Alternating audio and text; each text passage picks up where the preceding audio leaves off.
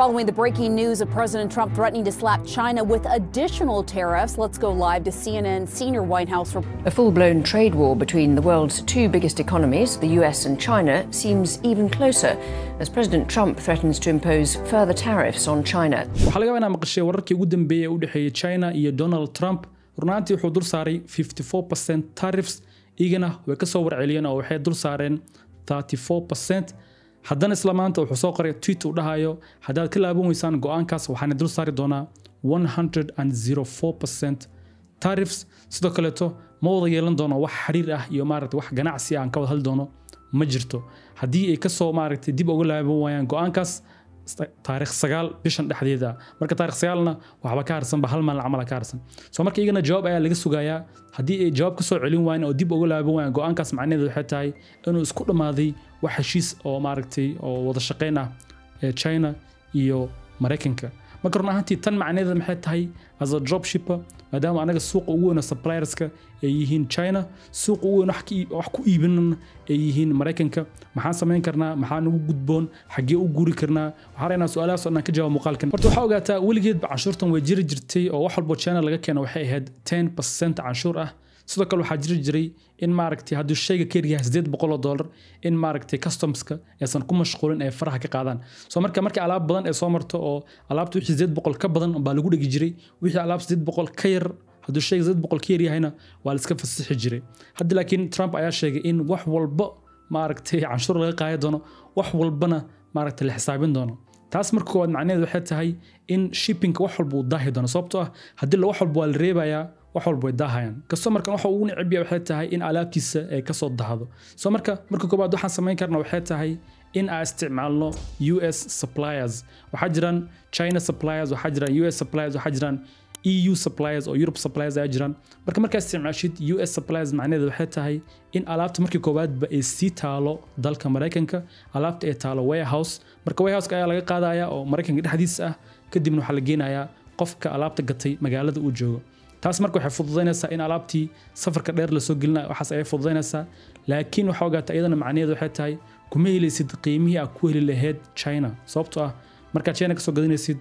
ka fududahay way ka raqiisan tahay alaabta kama fudud laakiin way ka raqiisan tahay laakiin marka US hadda ka dhex gadanaysid qaali way sababtoo ah qolooyinkan ayaa alaabtii soo qaateen oo warehouse keensadeen oo canshuur ka bixiyeen soo marka of course haddana dadkan ayaa ku ordaayo US supplierska soo alaabtii waxay expect garanayna sida caadiga ah inay noqoto qaali marka maadaama adiga ku soo qaadatay qaali waxa ku qasbanaan doonta inaad ku iibisid iyadana qaali taasna waxay dhibaato u keeni kartaa qofkii alaabtii iibsanaya inuu dhaho shaygan wixiisa qaali waay oo alaabtii wixii qaali ay noqonayaan mana iibsan doono hoos ayaa waxa u dhici doona storekaaga conversionkiisa run ahaantii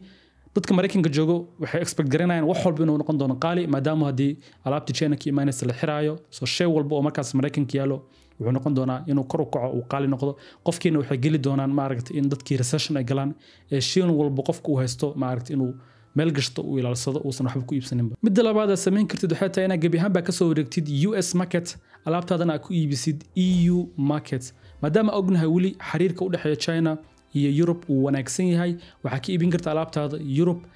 khaasatan dalalka waaweyn ee maaragtay dhaqaalaha fiican leh sida Germany UK iyo kuwaas oo kaleeto hadda ka fiirsid maaragtay Google-ka wadamada GDP-goodu uu fiican yahay Europe dhexdeeda waxa arkaysaa wadamada ugu waaweyn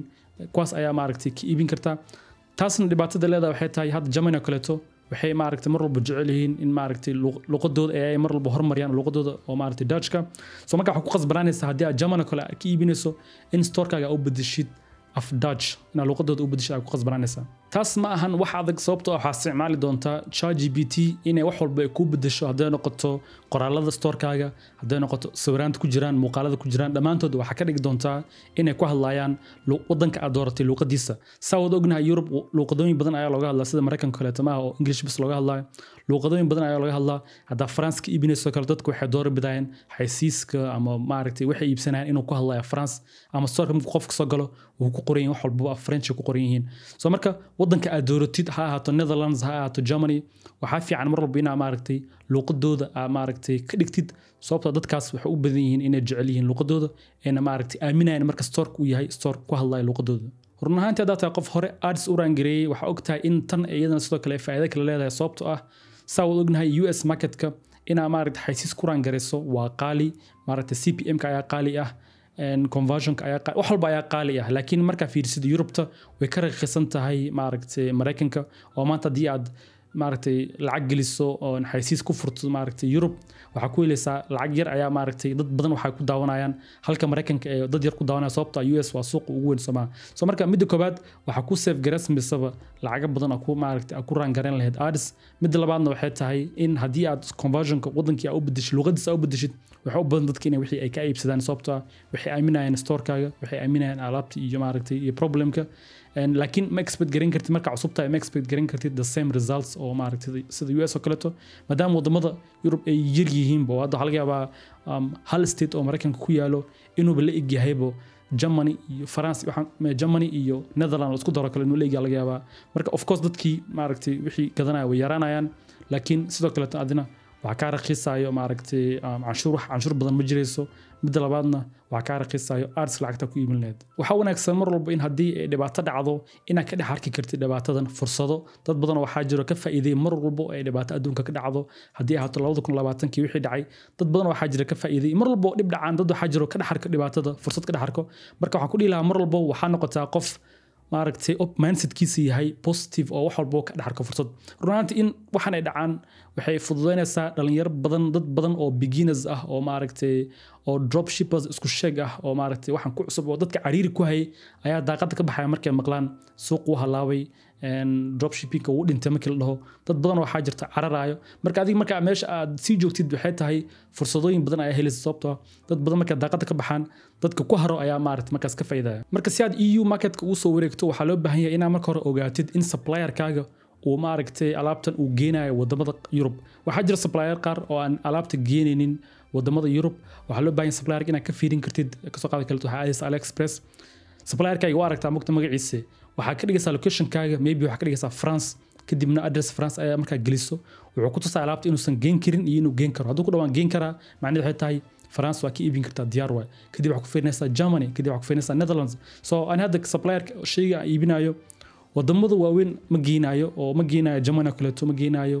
UK kale ma geenayo markaas kale waxa ku qasbanaya supplier inaan iska bedelo oo supplier kale to aan u wareego taasna wax adag ma aha way fududahay runaantii supplier inaan bedelato marka bedesho supplier-ka mid kale waxa raadinaysaa geen karo wadamada arabtid marka taas iyadana waa muhiim hadii kale waxa kugu dhaceys in store-kaaga ama maaragtay aad Germany iskaga bedeshid oo maaragtay wixii maaragtay af Dutch ka dhigtid kadibna marka aad sales heshid in supplier ku dhaho aan ma geen kari alaab maaragtay Germany ma geen kari mise Germany alaab ma geeyba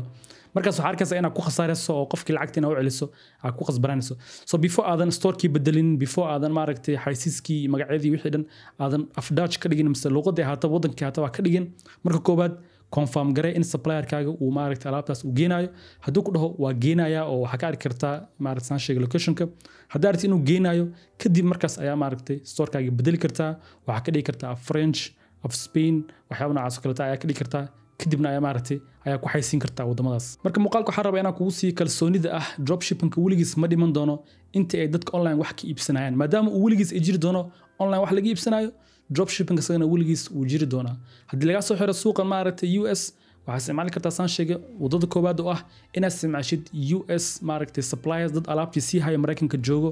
oo maaragtay alaabta ka qaadid qofka u geesid wuxuu ugu geenayaa 5 maalin 7 maalin wax yar ay u geenaa sababtoo isku wadan ay joogaan laakiin mid koobaad waxay tahay alaabtaas qaali ayaa laga iibin doonaa adina qaali ay ku sii iibin doontaa laakiin taasna waxay keen kartaa in maaragtay qofku alaabtan waa qaali ee marka iibsanaya maadaama wadankii uu ku jiro maaragtay recession uu ku jiro ay cabsi ku jiraan optionka labaad isagana waxay tahay inaad ka soo wareegto gabi ahaanba oo aad ku iibiso EU marketka taas idan waxa laga baahan yahay maaragtay inaad sameysid isbedel weyn inaad bedeshid maaragtay store-kaaga magaciisi magaca maaha laakiin inaad bedeshid maaragtay qoraaladii sawiraantii waxaas inaad bedeshid soo marka ani ahaan store-kayga waxa u bedeli doonaa EU marketka maadaama aan ka raadinayo marka koowaad faa'iidada ah in adska ay hadda kadib ay raqiis noqon doonaan maadaama US adskiisa ay qaali tahay midda labaad oo ka fiirinayo waxay tahay less competition saawad ognahay marka shay ku iibinayso Mareykanka maadaama uu yahay suuqa ugu horeeya oo number 1 ka ah dad badan ayaa maaragtay shaygaas kula iibinayo oo meesha cariiri ayaa jiraayo laakiin marka soo qaadaan dhaho shaygan waxaan ku iibinayaa Spain oo kale waxa dhacaysa in adig kaliya ku iibinaysa Spain oo uusan jirin qof kale oo kugu cariirinayo shaygan oo qof kale oo ka iibinaya Spain inuusan jirin laga yaabaa soo faa'iido noocaas ayaa heli kartaa marka aniga ahaan waxaan leeyahay aan go'aan kugu fiican aan qaadan karo waxay tahay inaan u soo wareego EU marketka in store-kayga aan maaragtay aan bedelo maaragtay qoraaladiisii aan bedelo muuqaaladiisa waxaas oo dhan waxaa isticmaali karaa ChatGPT iyo AI inaan maaragtay cod aan dul saaro maaragtay luqadii kale ah haday noqoto Spanish haday noqoto French waxay ahaataba marka muuqaalkan halkaas aan ku soo gabagabeyn doonaa insha Allah kaliina waxay iga yahay inaan update nisiyo oo aan cabsida niga bixiyo maaragtay dropshipping uu dhamaaday iyo